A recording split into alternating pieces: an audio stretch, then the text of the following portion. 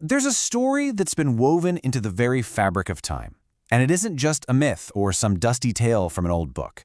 No, it's a living story. It's like an echo of the voice that set the stars in motion, a sound wave that's still traveling, right now, whispering to the deepest parts of who you are. Think about it. In the silence, underneath all the noise of your day, have you ever felt it, that deep, profound longing? A sense that there just has to be something more. It's a quiet question, one you can't always put into words, but you feel it right in your bones. What is that question your soul is asking? So often, life can feel like a storm-tossed sea, can it? We feel the winds of anxiety, the waves of uncertainty, the cold rain of our own failures. And what do? We frantically try to bail out the water, our hands raw from the effort, just trying to steer the ship on our own. But the storm, it's relentless. There's this universal feeling of being lost at sea, of needing rescue from a storm that rages not just around us, but deep inside our own souls. And right there, in the middle of that storm, we search. We scan the horizon, looking for an anchor, a lighthouse, a voice that can speak peace into all that chaos. We're all searching for a message of rescue. And not just some abstract idea of hope, but a promise of real action. A message sent for you, right in the middle of your storm. Well, that message has a name. In the original Greek, it's Euangelion. Now, before it was ever a religious term, it was actually a military one. It was the announcement that a messenger would bring, breathless from the battlefield, declaring that a decisive victory had been won. But war was over. So when we translate it as gospel, we need to understand it's not just good news. It is a victory announcement. It's an official declaration that the most important battle has already been won for you. And this good news, well, it was utterly radical. It was a declaration that turned the entire world's system completely upside down. I mean, think about it. In a world that runs on power, on getting even, on self-preservation, this news spoke of a totally different kind of kingdom. A kingdom where real strength is found in forgiveness, and victory is found in loving the very people who wish you harm. It was a revolution, not of swords, but of the human heart. Jesus himself described it like this. He said you can't put new wine into old, brittle wineskins. The old ways, the rigid external rules and the rituals, they were never designed to contain this new living thing. You see, this good news wasn't about just modifying your behavior. It was about a total inner transformation. It was a call to leave behind the old, brittle structures of religion for something truly alive, a dynamic, moment-by-moment relationship with the living God. So let's just pause for a moment, right here. What are the old wineskins in your life? Those old habits, the rigid ways of thinking, the fears that have become brittle and just confining.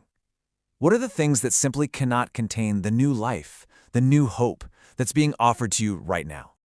This good news, this offer of rescue and new life, it wasn't cheap. Because the greatest love, well, it isn't shown in words, it's shown in action. It's always demonstrated by the greatest sacrifice.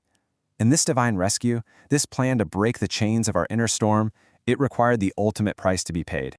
The cross. The most brutal instrument of execution in the ancient world became the ultimate symbol of love. It stands at the very center of this story, a stark silhouette against the sky of human history, where divine love and our human brokenness finally met. But you see, this was no tragedy. It was a rescue mission. Jesus called himself the Good Shepherd. And a good shepherd doesn't just lead the sheep, he protects them. He stands between them and the wolf. He lays down his own life willingly so that the sheep might live. The cross wasn't defeat. It was the shepherd standing in the gap, paying the ultimate price for you. And so we reflect again.